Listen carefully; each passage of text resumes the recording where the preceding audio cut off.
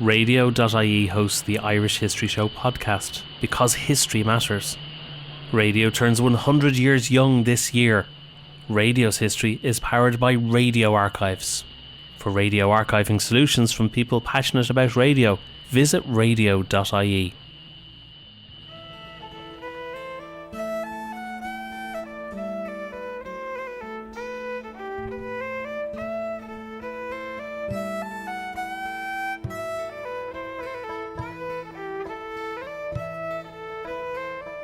Hello and welcome to the Irish History Show. My name is Cathal Brennan, and as always I'm joined by my co-presenter John Dorney from theirishstory.com. Please check out our friends from radio.ie for all your radio archiving solutions. You can find this episode and all our previous episodes on our website irishhistoryshow.ie. You can follow us on Twitter at irishhistorypod or on Facebook, facebook.com/The Irish History Show. If you get a chance, please rate and review the show on iTunes, Spotify or wherever you get your podcasts. It really does help us, and if you hear an episode you like, please share it on your social media.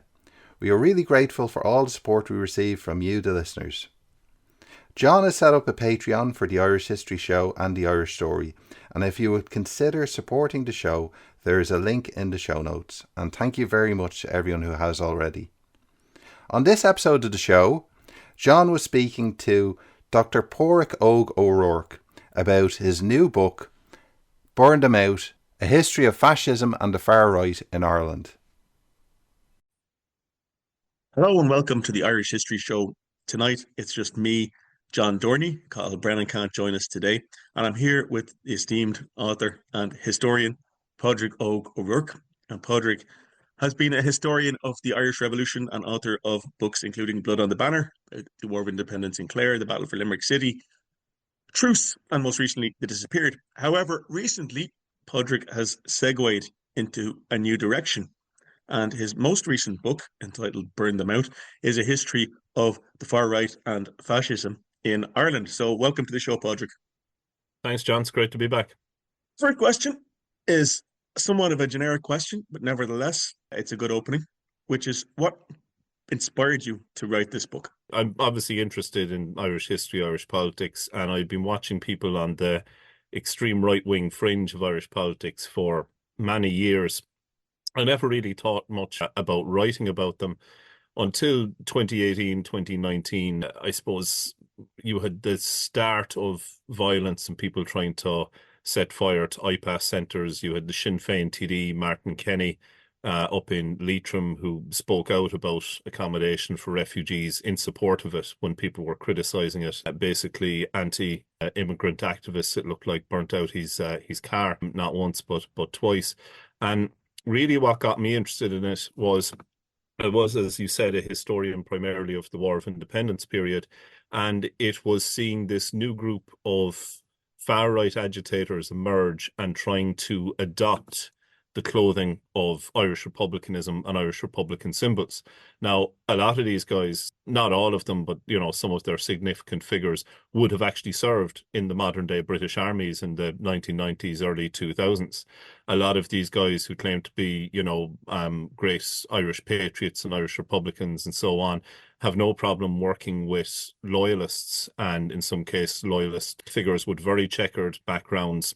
You had these groups establishing links with, extremists in Britain, neo-Nazis in Germany, this kind of stuff. And I got really annoyed seeing at how the Irish tricolour was being abused, and these people were saying, oh, if Patrick Pearse was alive today, he would be X, Y, and Z. And it's like the Belfast Telegraph recently, they have an Irish language podcast called Shockton, and they went out and looked amongst the Irish far right to see if they could find a single spokesman for it who was capable of speaking the Irish language, and they couldn't find anyone. They found people with conservative views, and conservative views are fine. You're allowed to hold conservative views, anti-immigrant views. They're not the people I'm focused on, but it's the people who are the real extremists who are spinning conspiracy theories and whatever. They do it almost, they do it entirely pretty much in English. And although they adopt the trappings of Irish republicanism in 1916 and so on, I think these people know nothing about it. One of the common things you see is that they'll get AI generated memes, and they'll just put in Irish patriot, anti-immigrant protest, and one of the ones from Limerick recently, actually from last Saturday, where there was an anti-immigration Limerick Says No rally, and AI generated a big picture of James Connolly for them. A man who had been an immigrant himself, who had, when he was canvassing to get onto Dublin Corporation, had produced literature in Yiddish to campaign for the votes of Jewish workers.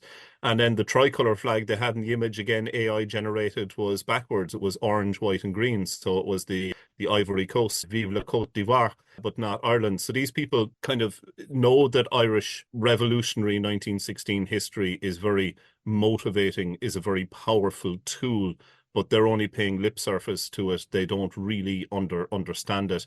I think most people you find who have a very strong Republican background tend to be on the anti-fascist side, opposing them. But your book is mostly like a historical book. So, you reach right back to 1922. And if fascism has a founding, Mussolini's March on Rome and so on. So was the purpose of your book like to tell what you saw as the true history of the far right in Ireland, or, what was the thinking there? Yes, the book is a history book. I have 7 chapters in the book, and only the very last one deals with the modern day post-war far right. So the first 6 chapters look at, how fascism first came to Ireland, and it first came with a tiny little group in the Italian community in Dublin. You had about 200 strong, but quite politically influential Italian-Irish community in Dublin of Italian expats. And as soon as Mussolini did his march on Rome, you had a group set up called the Fascisti di Dublino di Michelangelo, the Fascists of Dublin of Michelangelo, and basically didn't have a huge impact on Irish politics.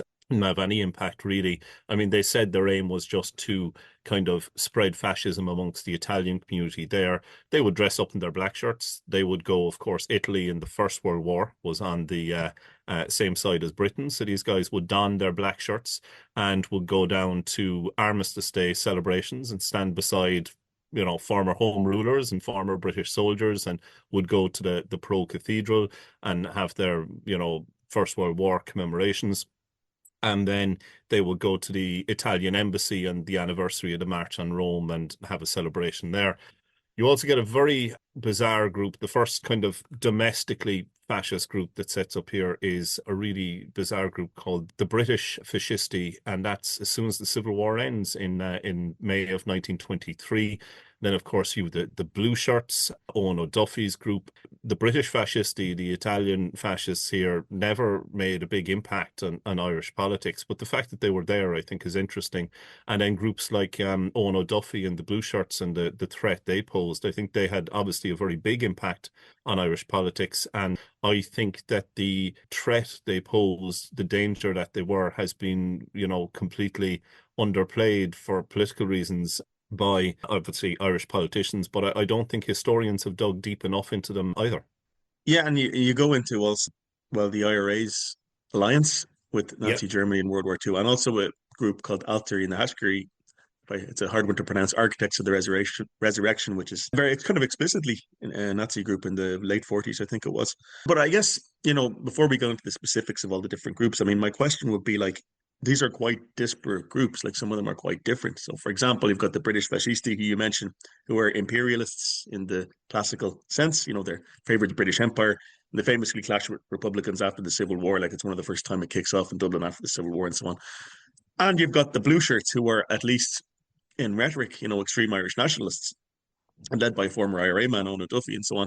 And Altair na Hashgary, I believe one of their aims was universal conscription in Ireland and invasion of Northern Ireland. So I guess, without even getting to the more recent ones, I mean, what connects all these disparate groups of people?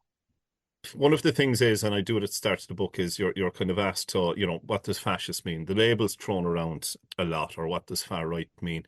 And I think it's thrown around too freely, like conservative groups or very, anti-immigrant groups, people with very conservative social views. They're entitled to have those views, and we shouldn't just throw around, or even in the past, we shouldn't throw around the label fascist freely, because it actually damages it. But fascism basically is a kind of cult of personality built around a leader, and the idea that there was a glorious past and that that past has been destroyed and the country we could have has been destroyed by various groups, immigrants, Jews, leftists, communists, and whatever.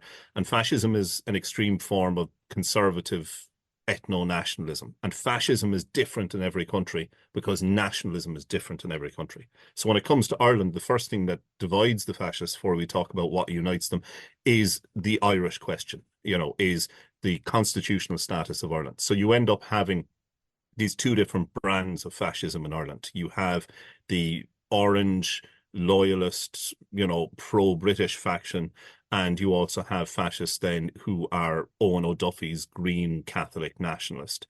What unites all these disparate groups is a few different things. First of all, extreme conservative ethno-nationalism, the idea that there should be kind of an authoritarian state that they or one strong leader should be running.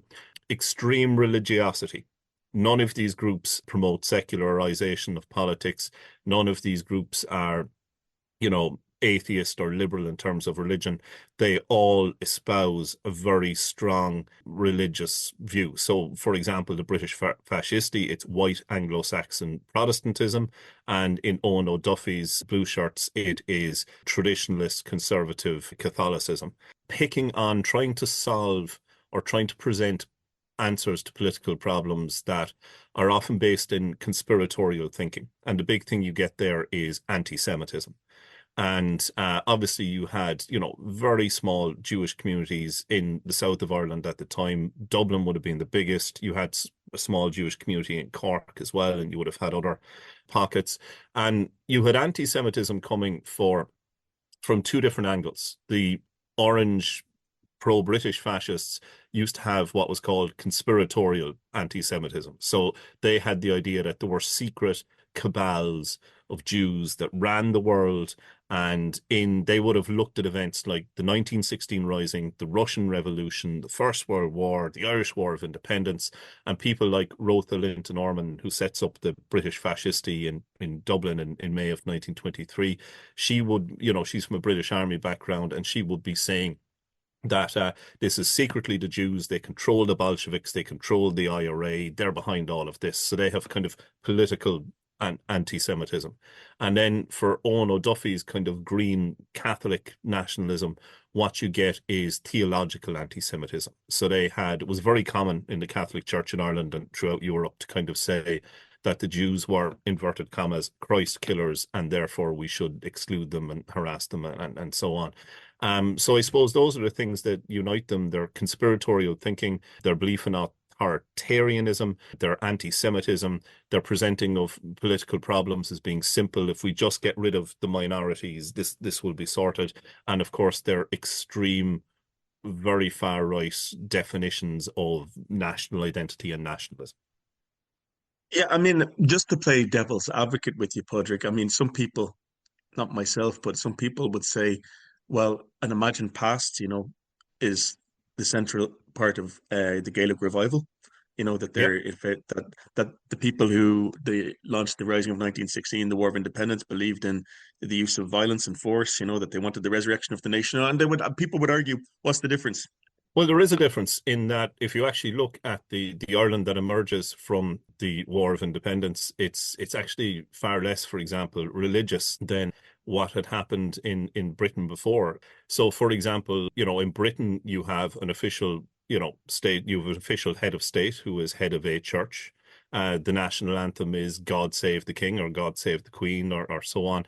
And Irish republicanism doesn't function like that. It's in ideals anyway. It's obviously implemented differently, but like if you look at the head of state who is in the Irish Republic in the War of Independence, it's Eamon de Valera.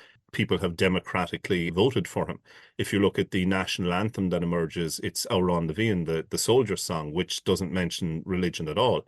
Okay, you do get, a saying of a prayer at the opening of the Dáil, but you have members of the Dáil, the first Dáil, and you have leading members of the IRA who are from a minority Protestant background. You have members of the IRA like Robert Emmet Briscoe, Bob Briscoe, who are from a Jewish background. The idea, even the Irish tricolour, green, white, and orange, what does it represent? It represents the majority green Catholic nationalist tradition and a minority orange tradition, and white for peace and unity in between. Now, that's not to say that there aren't people at the time. What you essentially have in the Irish Revolution is you have a coalition of different groups of people. It's like, get the British out. Well, what about socialism? We'll get the British out. We'll take care of it then. What about the vote for women? Well, we'll get the British out. So it's guaranteed that this is going to break up. There's going to be a civil war at some stage. And, you know, films like Ken Loach's The Wind That Shakes the Barley plays too big on the left-right thing. But there is an element of it there. And certainly a lot of the most conservative elements end up taking the pro-treaty side in the Civil War. So I'll give you an example. So W.T. Cosgrave, who becomes, you know, the leader of the Irish Free State, during the War of Independence, when the first Dáil is founded, he proposes as a TD that there should be an upper house of Dáil Éireann, which is essentially would be composed entirely of Catholic bishops, and that this theological board would have the final say on any Irish legislation passed by the Dáil. And this, of course, is shot down by people like De Valera and Markovich going, no, that's not how democracy works. We don't want a theocracy. We want a republic.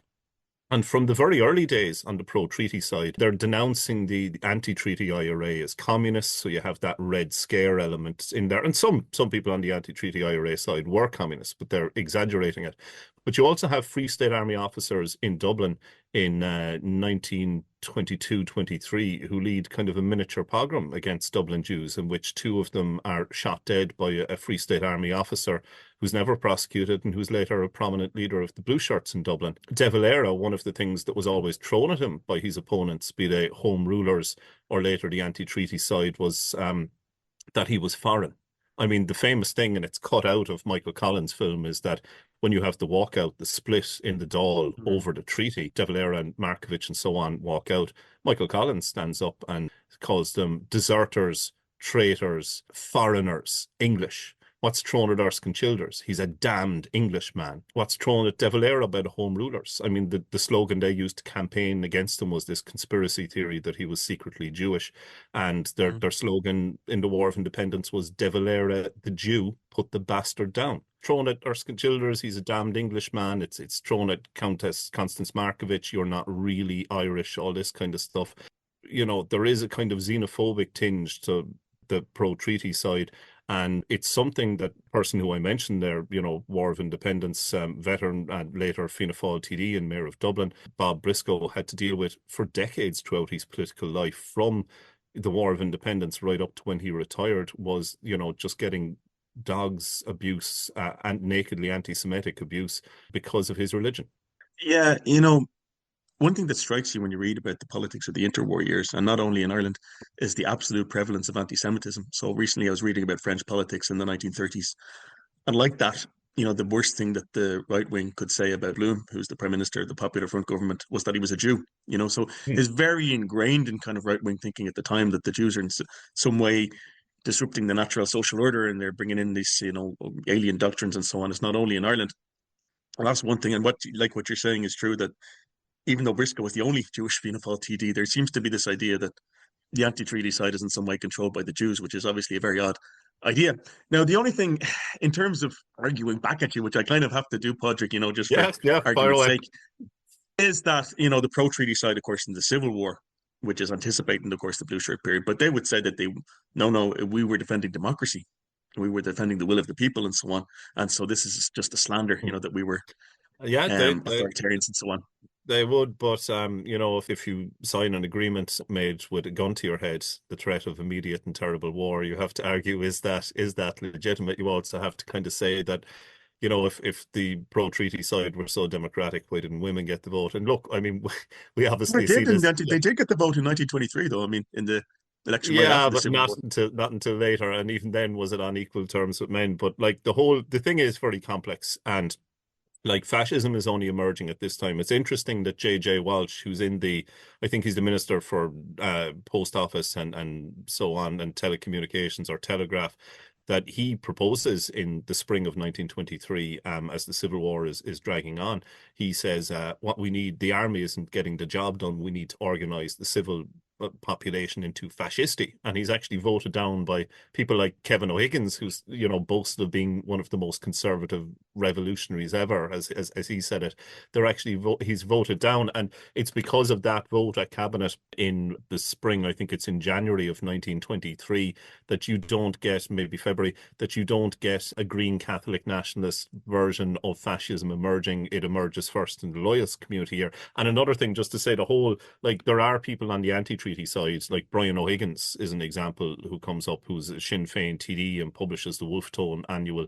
And, he's pretty anti-Semitic, and he ends up being, an atrocious Holocaust denier. Brian Hanley has an excellent article he put out in this a few years ago. It's a very complex question, but you did have people like Oliver St. John Gogarty, you did have people like Arthur Griffith, who are pretty nakedly anti-Semitic throughout their careers, who ended up on the pro-treaty side. But it is very complex, because an example I give is Thomas Ashe. If you read some of Thomas Ashe's speeches, I can think of one in particular, he's pretty anti-Semitic, but then he goes up and canvasses for De Valera, who there's anti-Semitic conspiracy theories about, and he stands next to Michael Noyack, who is a Dublin Jew, on the electoral platform, making speeches, all of them together on the same side for De Valera. So it's all very complex. I'm just kind of giving broad strokes here. It's obviously more nuanced in the book.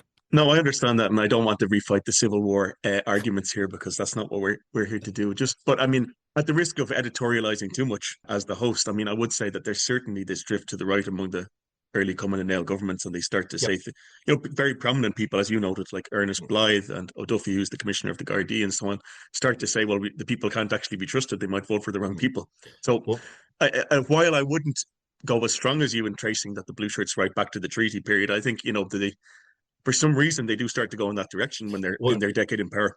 Yeah, what's very interesting to me is both sides, and it's something you see in clashes between the far right, or the fascists, and the anti-fascists in Dublin today, is that it's unusual in Europe. Normally when you have these clashes, they have different flags, but when they happen in Dublin, both the left and the right are carrying tricolour flags. And during the Civil War, both sides, the Free State Army and the anti-treaty IRA, are using tricolour flags, so they need to differentiate themselves. So Liam Lynch sends out an order that on the tricolour flags used by the anti-treaty side, they're to put the letters IR in black in the centre of the flag. And that comes from the idea, if you look at some French Republican imagery, you'll see RF, République Française. So they're very much putting those letters into the middle of the flag, kind of saying, in imitation of Republican France. And this was something the Catholic Church was always worried about, that Irish republicanism was a Trojan horse for anti-clericalism to come in. And what you see on the pro-treaty side is the Free State Army starts using, they abandon them after a while when they win the Civil War, but for a period they use a green, white and orange tricolour, and sometimes they will call it green, white and gold to ignore the orange part, and they will say, oh, green is for Ireland and the white and gold is for the Vatican. And in the centre of it, they're not putting the letters IR, they put a Catholic icon, the Sacred Heart. And it's funny that if you go to, somebody has done their homework in the far right, because I have seen in just the last weeks and the last few months popping up online an image of an Irish tricolour with a Sacred Heart in the middle. So somebody has actually gone right back to the pro-treaty side and the most conservative elements from that, and is reusing that to protest outside immigration centres today. I want to move on, to move the discussion forward, but again, just for argument's sake, the other argument is that, it's the other side of the Civil War divide where the threat to democracy comes from, that people doing things like proposing a military dictatorship and saying that people have no right to do wrong, which supposedly Eamon de Valera said, whether he said it or not, and so on. So this is the counter argument that, well, there's no doubt that there is militant nationalism and so on comes from the other side. There's no doubt that there is an authoritarian streak within the IRA as well. And Rory O'Connor's famous thing of, are we going to have a military dictatorship? You can take it that way if you like. De Valera saying, I only have to look into my heart. But it's probably important to say, and I think you'll agree with me in this, John, that during the Civil War, as the splits in Irish politics in the South kind of start emerging, neither side is entirely ideologically consistent. You have some people on the pro-treaty side who are saying this is a stepping stone, we're with Michael Collins, and you have other people on the pro-treaty side like Arthur Griffith, who was always happy to accept an oath of loyalty to a British king. You have people on the Republican side like Ernie O'Malley, Liam Lynch, who are kind of die-hard, doctrinaire Republicans. And then you have people like De Valera who were like, well, we can go for document number 2. So neither side is consistent, but I'm just saying that I think the roots of blue shirtism I come along from the pro-treaty side. And part of that is the fact that the ancient order of Hibernians, who were an extremely misogynistic, anti-Protestant sectarian and anti-Semitic group, they were very closely allied to the Home Rule Party, and they ended up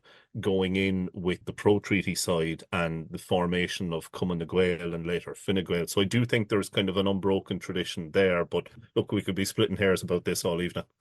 Sure. Now that's why, like, I want to do that preface though, so we get onto the blue shirt period. And basically, in your view, how did the blue shirt phenomenon come about?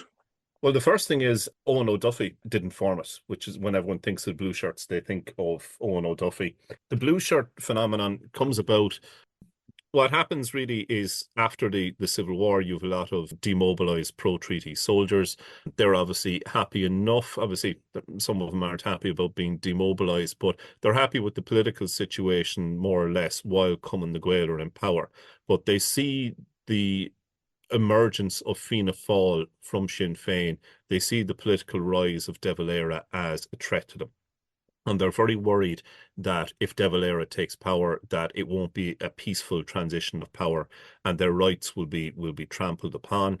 There's also this kind of Red Scare idea about De Valera, that he's a closet communist, and that, for example, if you're, a Cumann na Gael supporter who owns a farm, that this is going to be confiscated from you by De Valera's Bolsheviks and so on. And you have also, it's fair to say that both sides, Irish political meetings throughout the 20s and 30s were not like going to a political meeting or your TD giving you information today. They were fractious events, as were British politics, as were politics everywhere at the time. So you would have people standing up on platforms making a speech.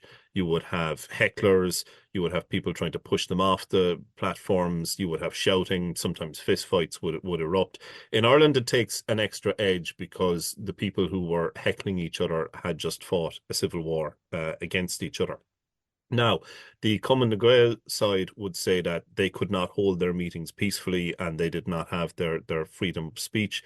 So the Army Comrades Association was formed to protect freedom of speech, to protect law and order, to uphold the state, to stand against communism. And it was formed by a guy called Austin Brennan, who was from my home place of Meelick in County Clare, just down on the border with Southeast Clare with Limerick City. Brother of Michael Brennan, who was Chief of Staff, longest-serving Chief of Staff for the Irish Army in the 1940s, and who had been probably, I would argue, along with Sean McEowen, the most successful flying column leader to take the pro-treaty side.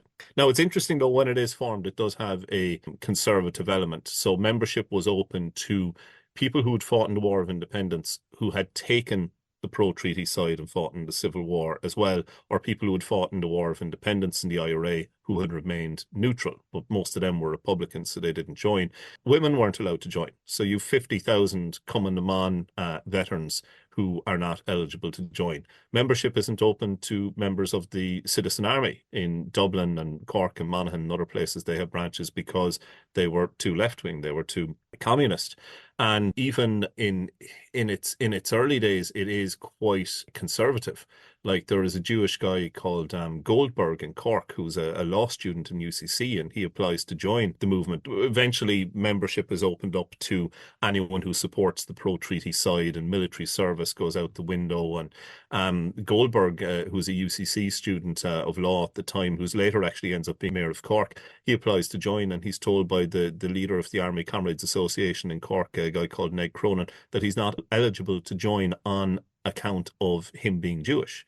So initially it is a conservative organization. They say they adopt the blue shirt uniforms so that when scuffles and fistfights break out, they can identify each other in fighting. But I'm skeptical of that because the brown shirts have arisen in Germany, in the late 20s, early 30s when this is happening. Mussolini's black shirts have been on the scene for a decade. And what you find are things like the straight-armed salute, the fascist style uniform, rules against Jews joining, they're actually in place a long time before Owen O'Duffy is fired as Garda Commissioner by De Valera in the in 33.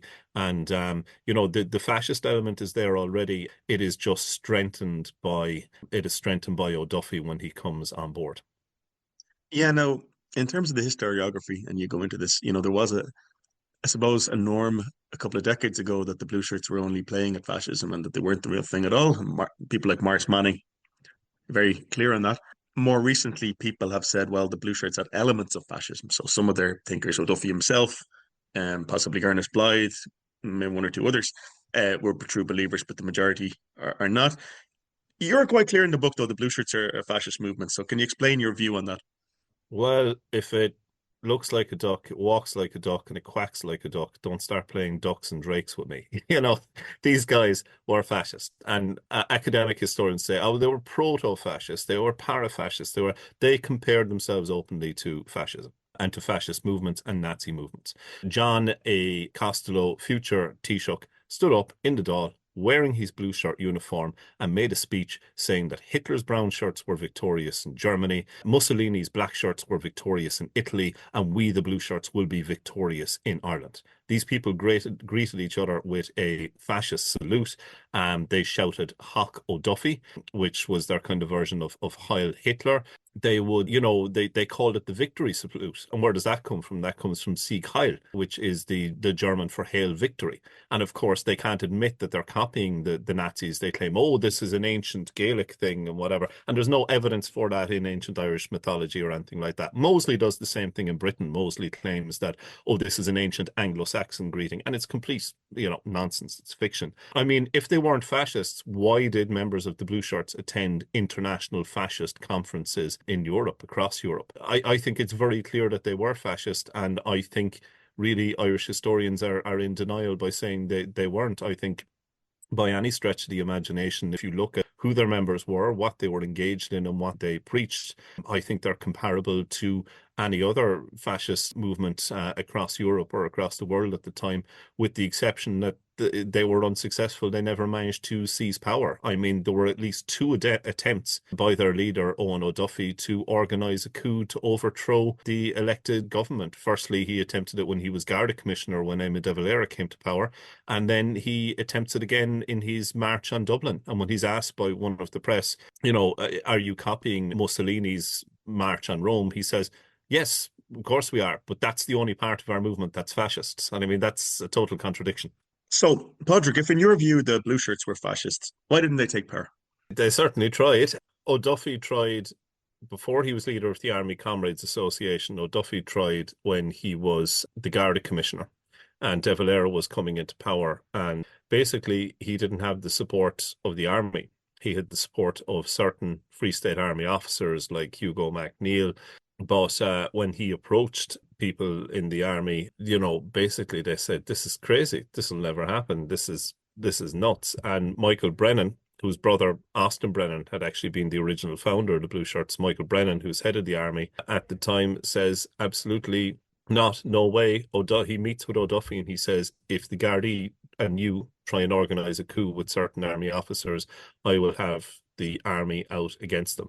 Brennan takes care to move any army officers who are suspect, who are pro O'Duffy, to the most isolated places that he can find, so they can't take effective action. In the march in Dublin, it looks like they're going to try and take power, but O'Duffy. Just stop you for a sec, right? For people who haven't heard of it, what is the March on Dublin in 1933? So the March on Dublin, when O'Duffy becomes leader of the Blue Shirts, the Army Comrades Association had become known as the Blue Shirts, and then the Blue Shirts merge with the Cumann na Gael party, who we've been talking about, who were essentially pro-treaty Sinn Féin, who were the government from 1922 up until 32. They also merged with the National Centre Party, who I think were a kind of home rule outfit. So these three groups come together and they form Fine Gael. And if you were a member of the Blue Shirts, or you were automatically a member of Fine Gael as well, and the two were inextricably linked. The way people talk about Sinn Féin, IRA today, it was actually even more close-knit between Fine Gael and the blue shirts. There's this idea in fascist politics, as I discussed at the beginning, of the strong man to save the nation. And O'Duffy puts out this idea that Michael Collins had been the strong man in the War of Independence, Civil War, and that according to O'Duffy, and you can take that with a shovel of salt, O'Duffy says that Michael Collins used to tell people, oh, don't worry if I fall, you will have Owen O'Duffy to lead you and lead the nation.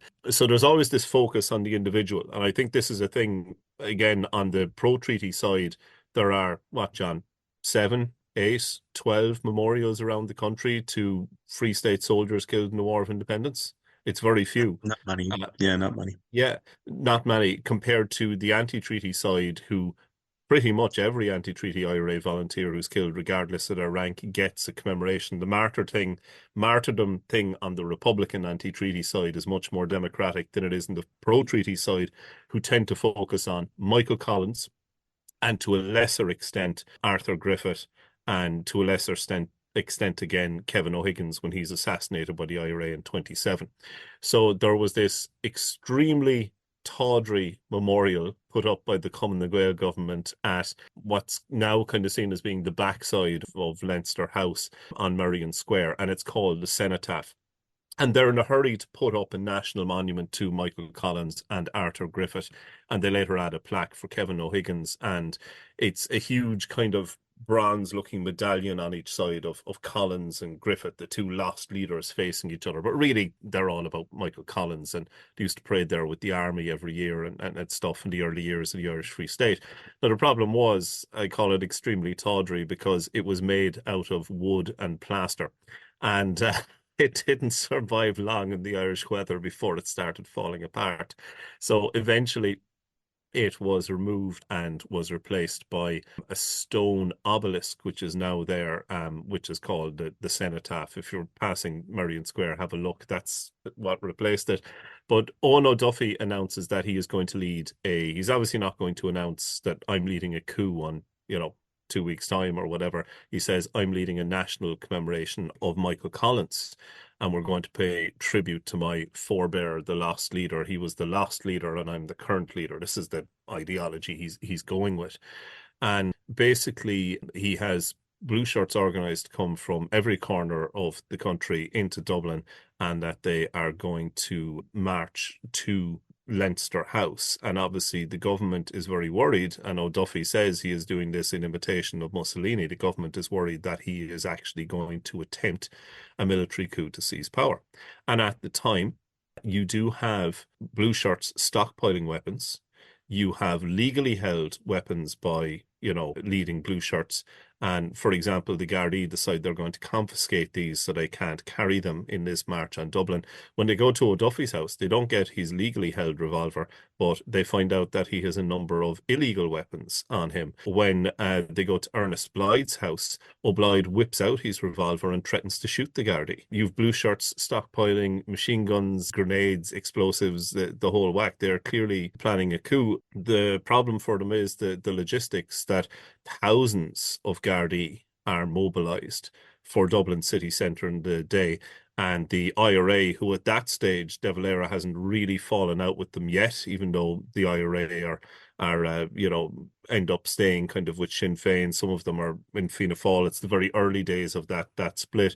The IRA mobilise and they say, well, we're going to have snipers on the roof near Houston Station, that when these blue shirts come up from Cork, which was kind of the blue shirt homeland, and from Tipperary and Clare and places into Houston Station, we'll see them forming up outside to go marching, and we will open fire on them with machine gun, revolver and rifle fire. And of course, the whole thing falls apart when O'Duffy calls it off, and that's a damage to his reputation. It's the same thing really as Oswald Mosley in Britain threatens he's going to march down Cable Street, and at the end of the day, when it's put up to him, is he going to break the law or not, he balks at the last minute, and both men kind of lose face at that stage, but O'Duffy kind of and Mosley keep going afterwards.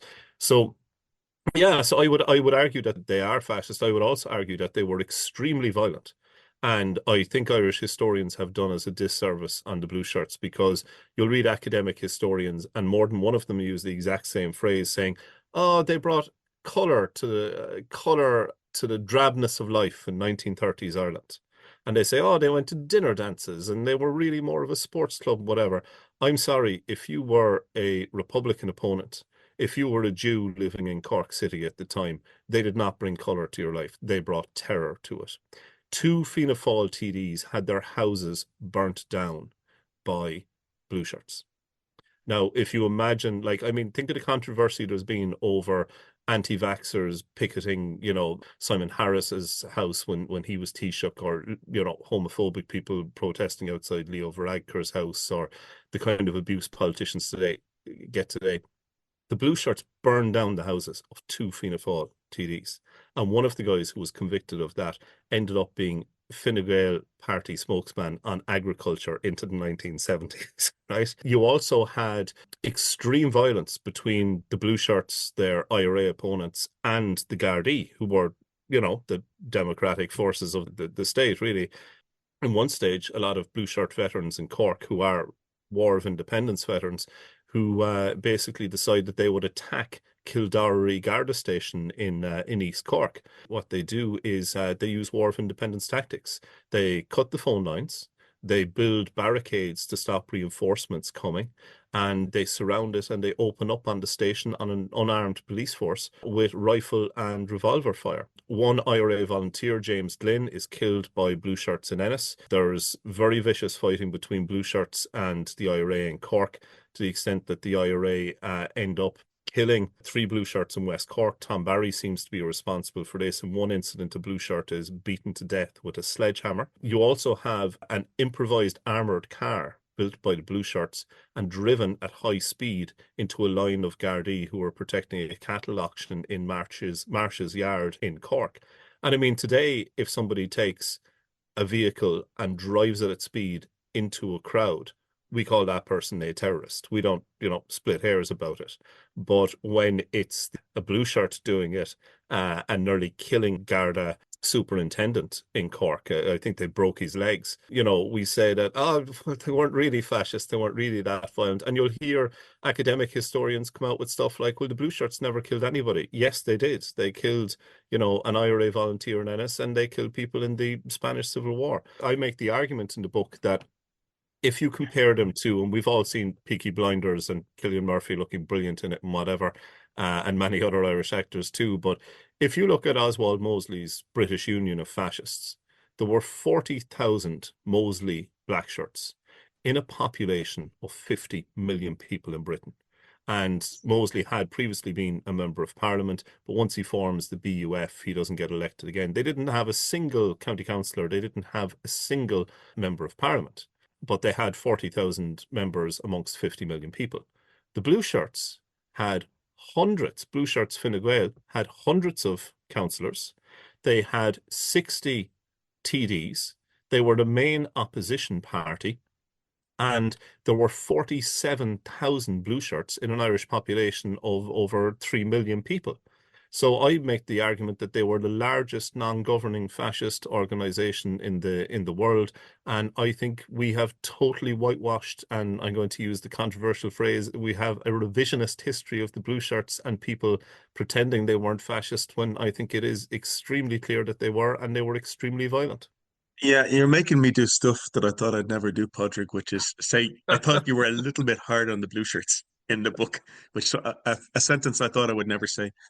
I suppose the counter argument, and you can go through all the arguments, which I don't want to rehearse because, I don't think it's constructive just rehearsing the old arguments. But the Fine Gael argument is, well, the blue shirts were just defending freedom of speech from the IRA, and that De Valera was involved in various things, rewriting the constitution and so on, and that once they're no longer afraid of this, and also De Valera is creating economic damage with the tariff war with Britain and wrecks the livelihoods of farmers. And once the fear of this passes, that the blue shirt thing fades away, and you're just left with O'Duffy and a few cranks. That's the counter argument. That Fine Gael is really, it's a Democratic Party that had a kind of an embarrassing blip because of extraordinary circumstance, is the argument. Well, I think the economic war and the tariff war, and history never repeats itself, but it rhymes a lot. We're back into times where there's different governments threatening tariffs on each other. if you look at Marsh's Yard, for example, which is, I mentioned there, was one of the things, it was a cattle sale. It was to do with land annuities and economic stuff, and that would not be my strong point. But I mean, what you have is when you have these cattle sales around the country and it's linked land and annuities and De Valera's kind of spat with economic spat with Britain.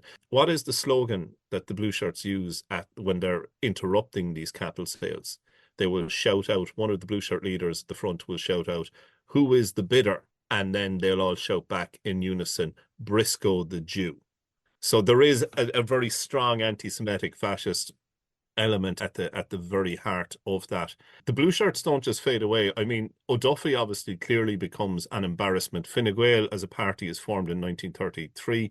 The Fine Gael party today is, obviously, its politics are totally different to what, it was when it was formed. Like the fact that the last leader of Fine Gael was Leo Varadkar, who was an openly gay man from mixed Indian Irish heritage, says that, look, it's clearly not the same party it was.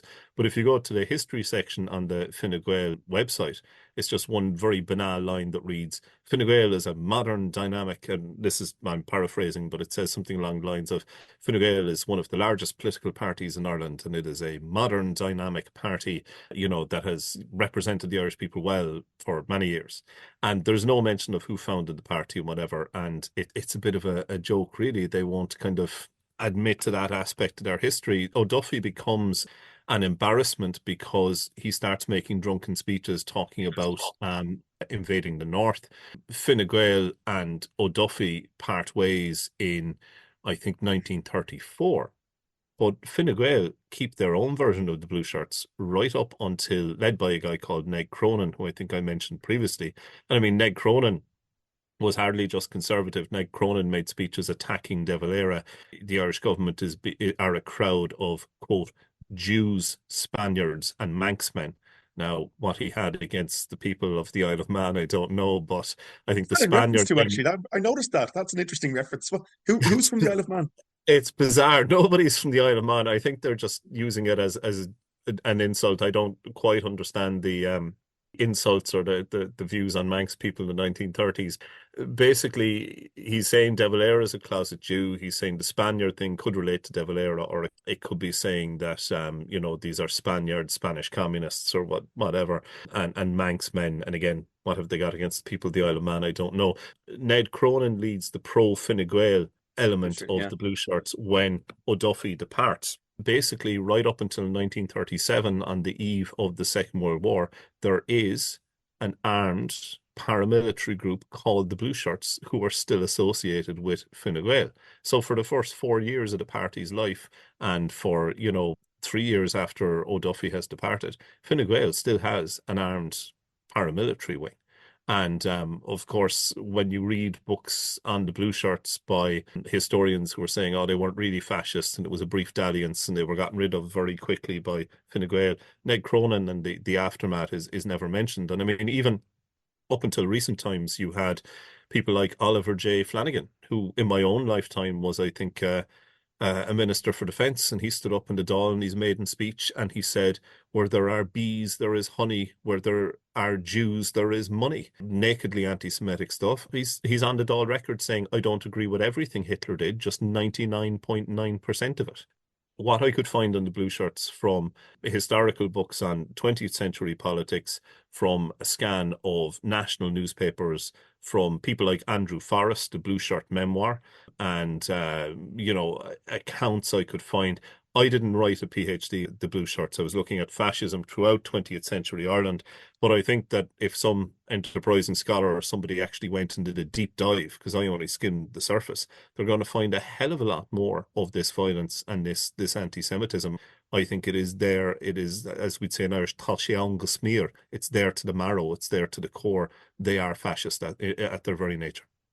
Okay, I want to move on though, because I think the blue shirt period, it's very interesting, and there's lots of ways that you can come at it. And I think that you're right in that it's been whitewashed too much, although I possibly wouldn't go as far as you, Patrick. But it's also bound up with the Civil War divide and that kind of way of looking at Irish politics. Say now subsequent groups that you name in the book are not. They're different. So you talk about the IRA's dalliance, shall we say, with the Nazis in World War II, and you talk about the pro-Nazi element of that. Yeah, well, I mean, the IRA from 23, when the British fascisti arrived in the scene, up until 38, even after people like Frank Ryan go to Spain, are pretty solidly anti-fascist. And you have stuff like the Social Democrats, who were an opposition party in Germany, who were banned, obviously, by the Nazi Germany, Hitler's government in 1933. They were smuggling out reports from Germany of what was happening to the Jews, of what was happening to political opponents. That was being printed and non-published, right up until like 37, 38. What happens is the guy who comes in charge of the IRA is Sean Russell. Now, Sean Russell was a blind militarist. I would call him a Fort Greenfield nationalist. He used to actually give out to IRA volunteers for being too political, as if you could say this in a radical army. When the IRA have been fighting the blue shirts on the streets with fatal results, and when you have this IRA volunteer in Ennis, who I think is the first Irishman killed fighting against fascism, long before the Spanish Civil War, long before World War II, IRA volunteer James Glynn is killed in Ennis in, I think it's April, May 1934. And Sean Russell is brought down to give the graveside oration. And he basically stands up and says, don't get involved in politics. You know, this man could have been fighting in the north. He could have been taking back the Fort Greenfield, and he's very much kind of, he praises obviously Glynn as a hero, but he's kind of saying, wouldn't it be better if he died fighting the Brits rather than fighting a blue shirt, is kind of the tone of what he comes to. And Russell is somebody who's obviously, I think he's a veteran of the 1916 Rising. He's, you know better than I, John, he's director of munitions during the War of Independence. He's on the anti-treaty side during the Civil War. And but he is somebody who is just apolitical. He sees things in black and white. It's get the Brits out. And if people bring up questions about social, economics or social stuff, whatever, it's just get the Brits out. We'll have a paradise once the Brits are gone. We'll worry about it then. And he launches his S plan in 1938, which is the strategic bombing of British cities. And you have other IRA leaders who fall out with him at the time. And then the thing comes up, of course, when World War II starts. And it's interesting, like in 1938, one of the IRA volunteers who's arrested for that is actually a Jewish IRA volunteer from Dublin who's helping to bomb Britain on the eve of the Second World War. When the Second World War breaks out, I think Russell goes to America, so he's in Irish America, and he manages to get from there to Nazi Germany. And basically he comes up with this plan that he wants basically the IRA to collaborate with Nazi Germany. And in fairness to Sean Russell, if we can use that statement, he is, as I said, apolitical then as well. I mean, both the Abwehr, which is the German military intelligence, and British military intelligence both say later, this man was not an ideological Nazi. He just wanted guns and money. And I mean, a decade earlier, Sean Russell was part of the delegation that went over to Moscow to meet Stalin to get, guns and money. And for a period, the IRA worked with the Stalinists. So, I mean, if the Islamic State had existed at the time, Sean Russell would have gone to them to get guns and stuff. But none of that excuses the fact that he was a collaborator. He wasn't a collaborationist. He didn't believe in Nazism, because he didn't really believe in any politics except get the Brits out. That was the man's entire politics. But he did collaborate with this genocidal regime, and that has been a stain in Irish Republican history ever since. And what is very interesting is that when he is commemorated, and of course he has a statue in Fairview Park, and it's been vandalized numerous times. I think it's vandalized once because he was a communist, and numerous times because of his alleged, it's not alleged, but his alleged Nazism, or he's very open and certified and factual collaboration with the Nazis. But I don't think the man himself was a Nazi or a fascist. But Republicans, to our fault, tend to, and I'm pretty open about what my political views are, Republicans tend to honor him for his role in the 1916 Rising War of Independence and just skip over the difficult bit in the 1940s. And that's not being fair either. Yeah, I mean, again, this debate about Sean Russell is obviously bound up also with traditional Irish politics, you know. So when Niamh Varadkar said, for example, back in 2021, we have to talk about the Sean Russell statue, it's really a dig at Sinn Féin. That said, it's not just Sean Russell. So, like, as you know, Pádraig, and you write in the book, you know, the Germans sent over various agents, including Hermann Gertz and others, and the IRA puts them up and, you know, cooperates with them. So that's a fact, you know, that's all there. Yeah, that's the fact, but it's also a fact that like the IRA and the Curragh is deeply split, and they're kind of split three ways. So some of the IRA are very pro-Stalin and are very communist and left-leaning, and people like Mick O'Riordan, who's veteran Spanish Civil War and later head of the Irish Communist Party, is in the IRA at the time. You have other members of the IRA saying, what the hell, you know, this is nothing to do with us, neither King nor Kaiser. Why are we engaged in this kind of stuff? And then you have other members who are very right-wing, and not only are they kind of applauding Nazi Germany's military successes, they're also saying, you know, who's this new group, Altri na Hasairi, with their Irish language fascism? They seem very interesting to us. So yeah, Irish republicanism itself is split in the 1940s, but it very quickly, come the 1950s, you know, Irish republicanism swings back left wing again. And even when Oswald Mosley is relaunching his British Union of Fascists in London in the 1950s as the Union movement, notice he's dropped the fascists there, it's Irish Republicans who are actually in London who are on the streets helping fight against him with, you know, Jewish Second World War veterans, communists and others. Okay, now, you know, if we're to discuss the IRA during the emergency in the Second World War, that's a whole other show. So what I want to do, though, is get on to what is the only, as far as I know, you can correct me, explicitly fascist group in Ireland in that period, in the first half of the 20th century, which is Altri na Hasairi, who were openly National Socialists, if I'm not mistaken. Well, you did have people during the Second World War. You had a myriad of tiny little parties, O'Duffy's National Corporate Party and various others, and there's bizarre figures involved in them. Like, again, this is the bizarre nature of Irish politics, that James Connolly, who, you know, is a socialist and a communist and a Marxist and an, you know, total left-wing Irish radical. His aide-de-camp in the 1916 Rising was a guy called W.J. Brennan Whitmore from Wexford, who went on to found one of these very bizarre fascist Nazi parties in the Second World War, and who was active in neo-Nazism in Ireland right up until I think his death in the 70s or 80s. But Altri na Hasairi, or Altri na Hasairi, Architects of the Resurrection in English, was founded by a guy called Gearóid Ó Chuineáin, who was from Belfast. He, throughout his life, had a very strong interest in the Irish language, and he moved down in the late 1930s, I think, to Dublin and got a job in the Irish Civil Service, because back then you had to have, you know, a good degree of fluency in the Irish language to work in the civil service, as it should be in a state that is officially bilingual, with the first official language being Irish. But Ó Cuineáin is also active in organising Crave, or a branch or a group of the Gaelic League Conradh na Gaeilge in Dublin, which is called Crave na Hasairge, the branch of the resurrection. Now, it is important to say that branch is not fascist. Ó Cuineáin, its leader, is a fascist, but it has people from Protestant Anglo-Irish backgrounds who are liberal in their views. It has people like Derry Kelleher, who is now deceased, who was leading member of the Workers' Party when the official Sinn Féin split and all that stuff, and also some conservative right-wing people as well. And he's actually, Ó Cuineáin is kicked out of Conradh na Gaeilge because they said, this is, you know, you're bringing too much politics into this. This is a non-political organisation. We're just here for the language. So Cuineáin says, fine. At the same time, he's also having a row with the Irish Civil Service because he wants for them to pay for him to go to An Ghaeltacht I Tír Chonaill up in Donegal, and he wants to perfect his Donegal dialect, and they say no. So he basically gets in the huff with both the Civil Service and with Conradh na Gaeilge and says, fine, I'm going to form my own movement, and it is going to be an Irish-speaking Hitler Youth. That is how he describes it.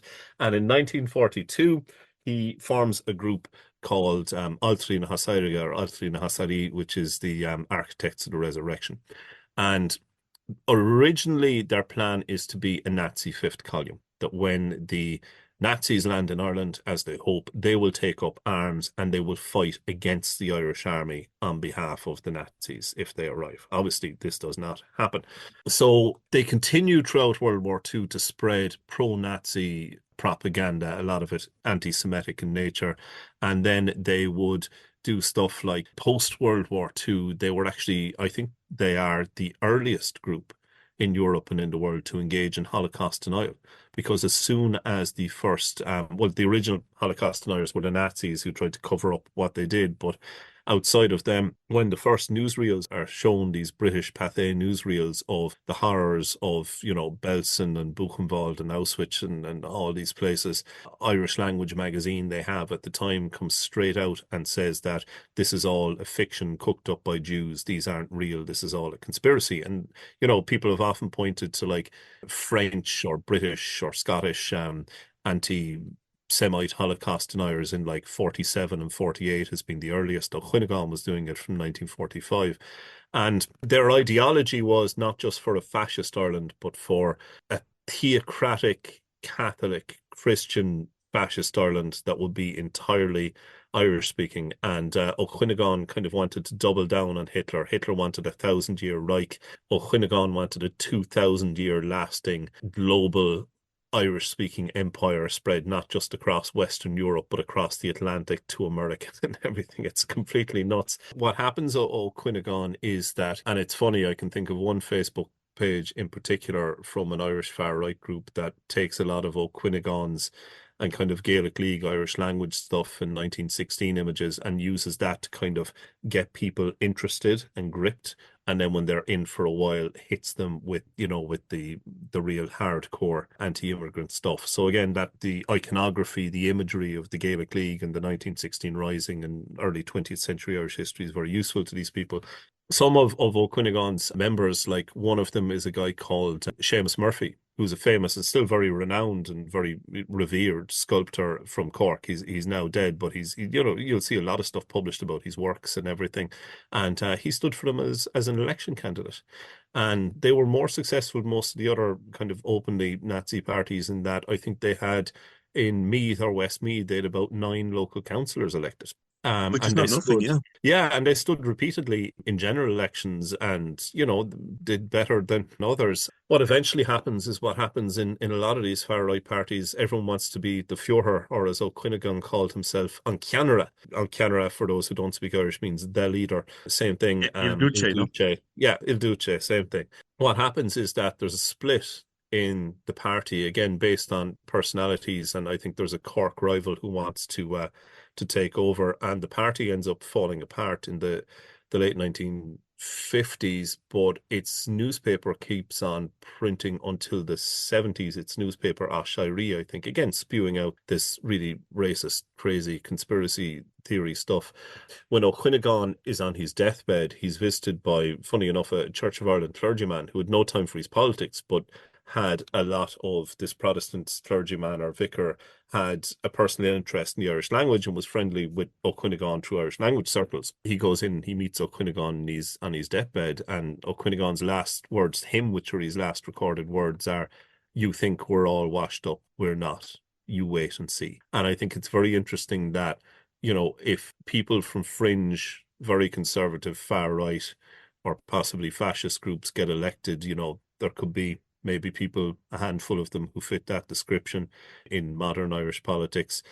Just a very tiny few. When people in the media start panicking and in historical circles start commenting, going, "This is unprecedented," and the rioting and violence we've seen in our streets and the Dublin riots and in Belfast after the Southport murders and whatever, "This is unprecedented. It's never happened before." Well, yes, it has. These people got elected before in the 50s with O'Quinnegan's group. In the 30s, there was extreme violence, and these people were the main opposition party. And I think we've kind of deluded ourselves in Ireland into thinking that we don't have a fascist past here. We certainly do. Thankfully, they've never been the majority, but they are there. And the current people who are interested in the same ideology, and in some cases they will openly say, like, we praise our Altri na Hasairi forebearers. And I can think of one far-right group here who were recently written about in the Sunday Times, and they openly sell on their website Owen O'Duffy t-shirts in blue.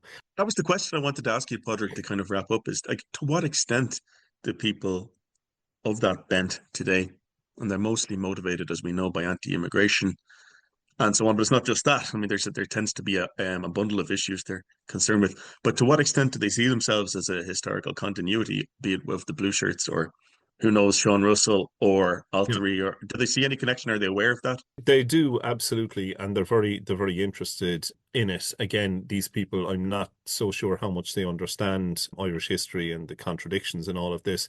A lot of the same themes run through it: the extreme conservative ethno-nationalism, the anti-Semitic conspiracy theories, and all that. And I should say, like, that, I do think there is a difference between attacking somebody because they are Jewish, which is nakedly anti-Semitic, and people, including the Irish government, having fair criticism of the state of Israel and its foreign and domestic Well, a whole policy. other debate there, to be honest. It's a whole other debate. But, there is, anti-Semitism does exist in Ireland and has existed in Ireland from the 20th century, but I don't think it's ever, certainly not in recent times, dominated Irish politics. But these people, to me, writing about them, they're both the most fascinating and most boring people in the world, because they're fascinating because they live on that extreme right-wing pro-violence fringe of Irish politics, but they've said nothing new in a century. They're still coming out with this nonsense about global conspiracies. They still see every opponent of theirs as being a hardcore communist. I mean, they accuse Micheál Martin and Simon Harris and people of being communists. It's ridiculous. And they just have the same talking points, but I think we ignore them at our peril. And if history has taught us nothing on this, and it has, it's that when you come out with this kind of rhetoric, sooner or later, it ends up in violence and it ends up in death. And that is what I'm sincerely, worried and scared about, that these people, we've seen them, they're not burning down Fianna Fáil TD's houses these days. They're burning down refugee and IPAS centres. And if those buildings are being renovated, you might say, okay, it's property to damage, whatever. But sooner or later, as happened in Germany in the 1980s, they're going to set fire to one of these buildings that has women and children and men in it. On that somber note, I'll leave it there. But Pádraig Ó Ruairc, thank you very much. Thank you, John. So that was John talking to Dr. Pádraig Óg Ó Ruairc about his new book, Burn Them Out, A History of the Far Right and Fascism in Ireland. You can find this episode and all our previous episodes on our website, irishhistoryshow.ie. You can follow us on Twitter at irishhistorypod, or on Facebook, facebook.com/The Irish History Show. If you get a chance, please rate and review the show on iTunes, Spotify, or wherever you get your podcasts.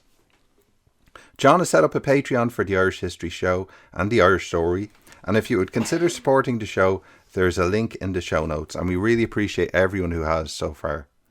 So until next time, on behalf of myself, Cathal Brennan, and my co-host John Dorney, thank you very much for listening.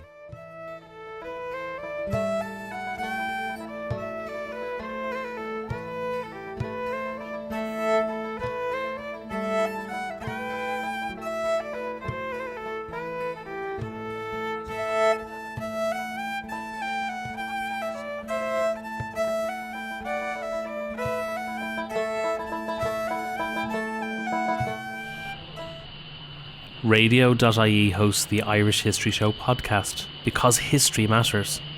Radio turns 100 years young this year. Radio's history is powered by radio archives. For radio archiving solutions from people passionate about radio, visit radio.ie.